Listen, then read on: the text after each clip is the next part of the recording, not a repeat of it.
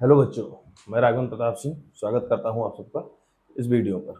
ठीक है, ये कल तक हम 1.3 का 2 क्वेश्चन तक लगा चुके थे। ठीक है, कुछ समझाए थे उसमें, शांत शांत, अनावर्ती आवर्ती, ये समझाया गया था। उसके बाद 2 क्वेश्चन लगाए थे। आज ये 1.3 का तीसरा क्वेश्चन है। तो लिखा है कि निम्नलिखित को P बाई Q के रूप में व्यक्त कीजिए जहां P और Q पूर्णांक है तथा Q 0 के बराबर नहीं है। इसको हमें हल करना है। तो हल पहला ये लिखा है 0.6 बार, है ना। तो जिसको करना होता है उसको मान लेते हैं x के बराबर। तो माना x बराबर 0.6 का बार, और जिस पर बार लगा रहता है वो हम जानते हैं कि नंबर बार बार क्या होता है, रिपीट होता है। ठीक है, ऐसे ऐसे रिपीट होता चला जाता है। ठीक है, इसको मान सकते हो आप समीकरण एक, या अभी रहने दो। यहाँ लिखो, देखो एक के ऊपर बार लगा है इसलिए 10 से गुणा करेंगे दोनों पक्षों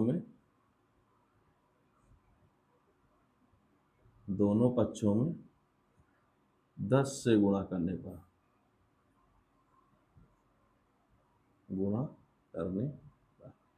ठीक है।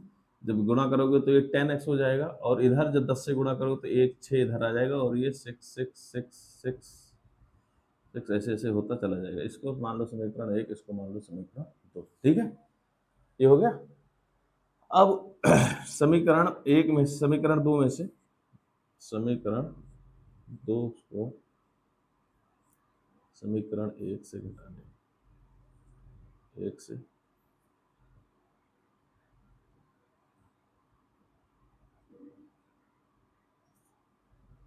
ठीक है, मतलब समीकरण 2 माइनस समीकरण 1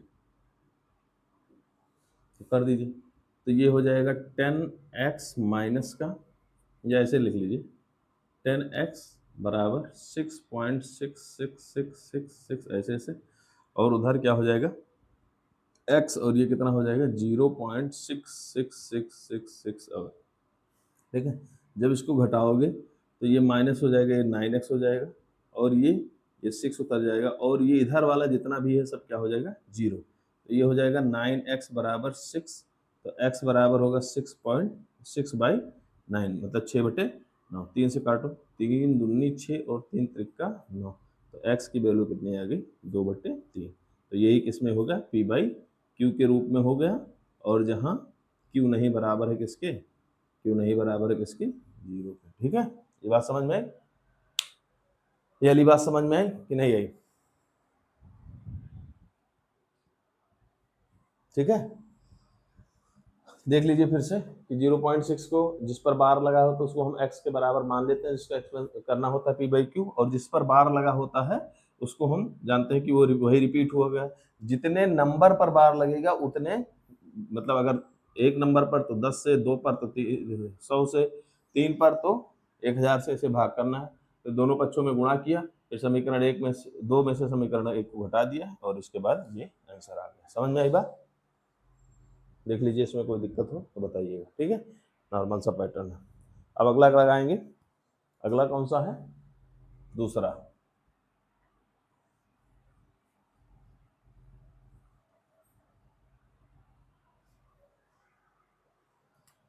दूसरा क्या है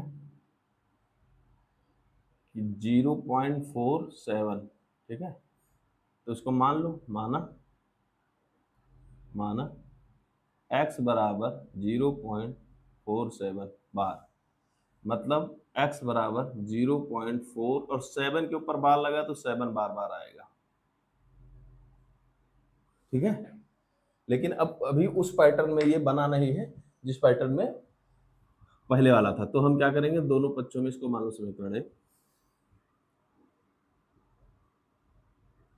दोनों पक्षों में 10 से गुणा करने पर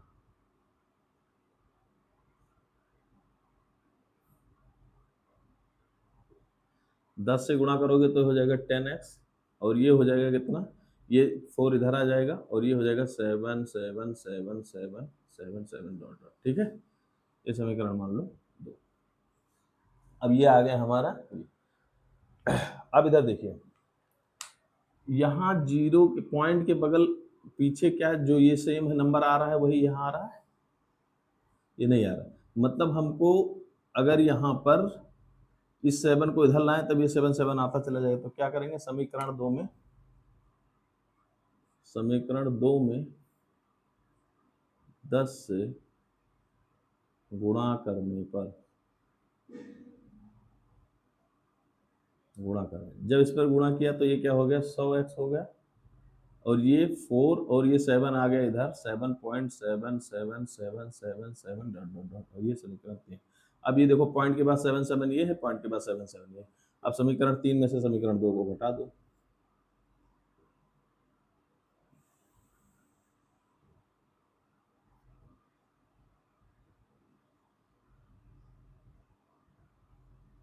घटाने पर जब घटाओगे तो ये इस तरह हो जाएगा 100x, और यहाँ कितना हो जाएगा, समीकरण 2 को घटा रहे तो यहाँ पर नीचे ले आओ 10x बराबर ये कितना है 47.7777 डॉट डॉट डॉट, और इसका हो जाएगा 4.7777 डॉट डॉट, ठीक है। अगर इसको घटाओगे तो 100 ये हो जाएगा 90x, और ये हो जाएगा, इसमें से घटाओगे 47 में से 4 तो कितना हो जाएगा 43, और ये पूरा क्या हो जाएगा 0 0 0, ठीक है। तो x बराबर कितना आ जाएगा 43/, ठीक है। और यही p बाई क्यू में हो गया तुम्हारा, जहाँ q नहीं बराबर है किसके, 0, ठीक है। ये आपका दूसरा भी हो गया, ठीक है। समझ में आई बात, ये बात समझ में आई। मान लो माना x बराबर 0.001, ये बात, इसका मतलब x बराबर 0.001, 0.001, 001, और ऐसे ऐसे बढ़ता चला जाएगा, ठीक है। अब इसमें कितने पर लगा था, 3 पर, 1 2 3, तो 1000 से दोनों पक्षों में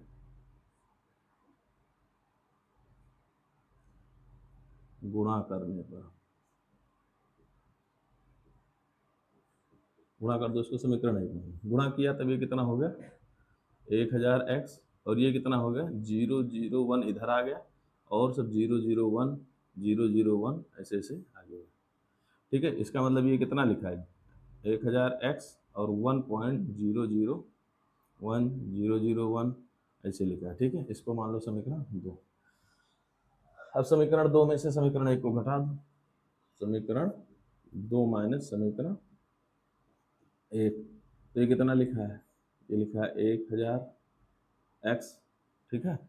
और ये समीकरण 1 कितना है, पहले इसका लिख लो 1.001 और 001 डॉट डॉट डॉट, ठीक है। और ये क्या हो जाएगा यहाँ पर x बराबर, यहाँ 0 था 0 लिख लिया, और 001 001 डॉट डॉट, ठीक है। अब ये घटाओगे तो ये कितना हो जाएगा 999x, और ये कितना 1, और ये पूरा क्या हो जाएगा सब 0, तो x बराबर कितना 1/99,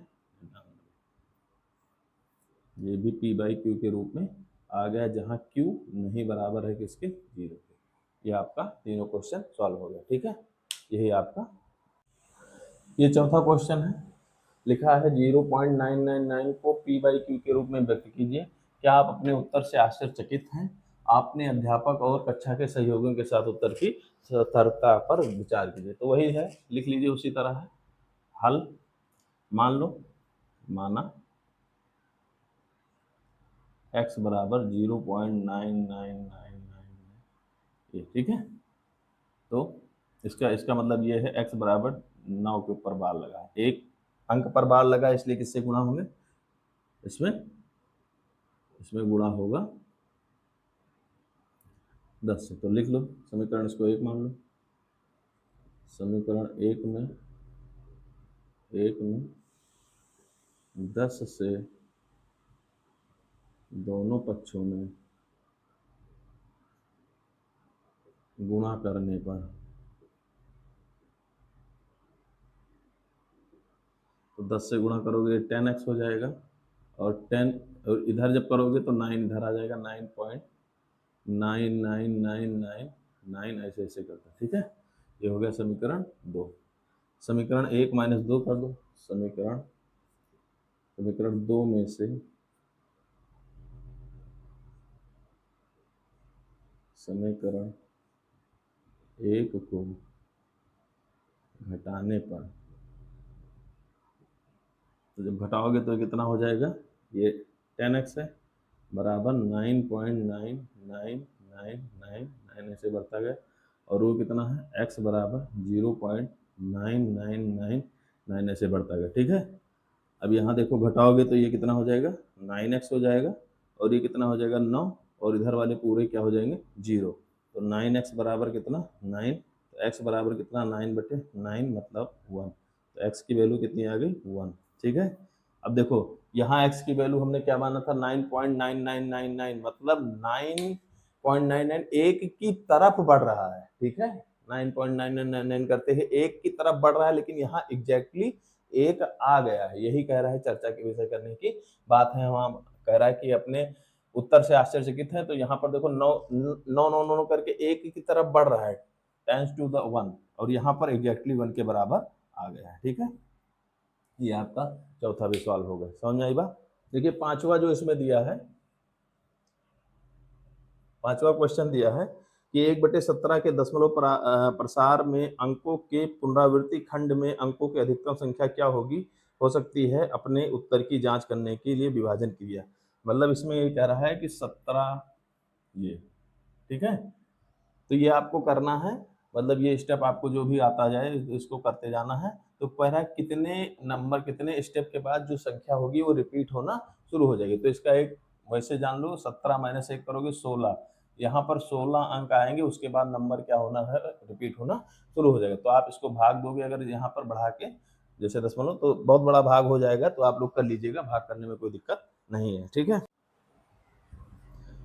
देखिए ये छठा क्वेश्चन है कि p/q के रूप में परिमेय संख्याओं के अनेक उदाहरण लिखिए, जहां p और q पूर्णांक है जिनका एक के अतिरिक्त अन्य कोई उभयनिष्ठ गुणनखंड नहीं है, और जिसका शांत दशमलव प्रसार शांत निरूपण है।